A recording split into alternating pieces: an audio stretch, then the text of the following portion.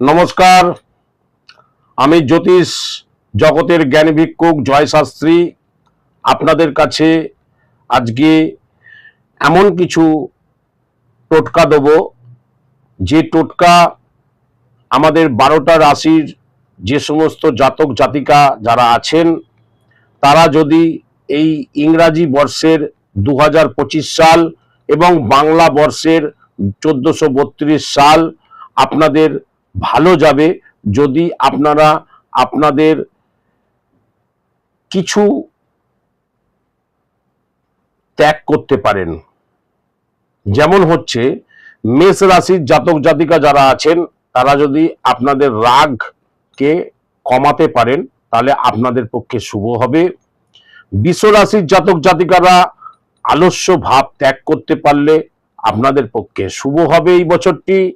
মিথুন রাশির জাতক জাতিকারা চঞ্চল ভাব আপনাদের ত্যাগ করতে হবে, ত্যাগ করলে আপনাদের এই বছরটা সব থেকে ভালো যাবে এবং যাচ্ছে। কর্কট রাশির জাতক জাতিকা যারা আছেন তাদের ভাবুক ভাব ত্যাগ করতে হবে, তাহলে তাদের পক্ষে শুভ হবে। সিংহ রাশির জাতক জাতিকা যারা আছেন তাদের অহংকার এবং রাগ জেদ এগুলো কমাতে হবে, কমালে আপনাদের এই বছরটি সব থেকে ভালো যাবে। কন্যা রাশির জাতক জাতিকা যারা আছেন তারা অন্যের প্রতি হিংসা ত্যাগ করতে হবে, করলে আপনাদের সারা বছরটি ভালো যাবে।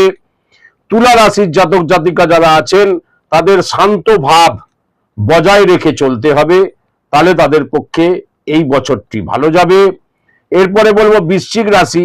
বৃশ্চিক রাশি জাতক জাতিকা যারা আছেন তাদেরকে প্রয়োজনের তুলনায় আপনাদের আশা কম করতে হবে, তাহলে আপনাদের এই বছরটি ভালো যাবে।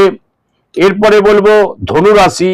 ধনু রাশির জাতক জাতিকাদের বলবো একগুঁয়ে ভাব আপনাদের ত্যাগ করতে হবে, ত্যাগ করলে এই বছরটি ভালো যাবে। এরপরে বলবো মকর রাশি। মকর রাশির জাতক জাতিকাদের কি বলবো, ধৈর্য ভাব আপনাদের রাখতে হবে, ধৈর্যটা রাখলে আপনাদের পক্ষে শুভ হবে। এরপরে বলবো কুম্ভ রাশি। কুম্ভ রাশির জাতক জাতিকাদের বলবো আপনাদের ক্রোধ রাগ জেদ এগুলোকে কমাতে হবে, কমালে আপনাদের পক্ষে এই বছরটি ভালো যাবে। এরপরে বলবো মীন রাশি। মীন রাশির জাতক জাতিকা যারা আছেন তাদের দয়ালু ভাব ত্যাগ করতে হবে, ত্যাগ করলে আপনাদের এই 2025 সাল তথা বাংলার 1432 সাল আপনাদের পক্ষে শুভ হবে বলে আমি আশা রাখি। এই বলে আমি আমার অনুষ্ঠান শেষ করলাম। আপনাদেরকে জয় মাতারা, জয় মাতারা, জয় মাতারা।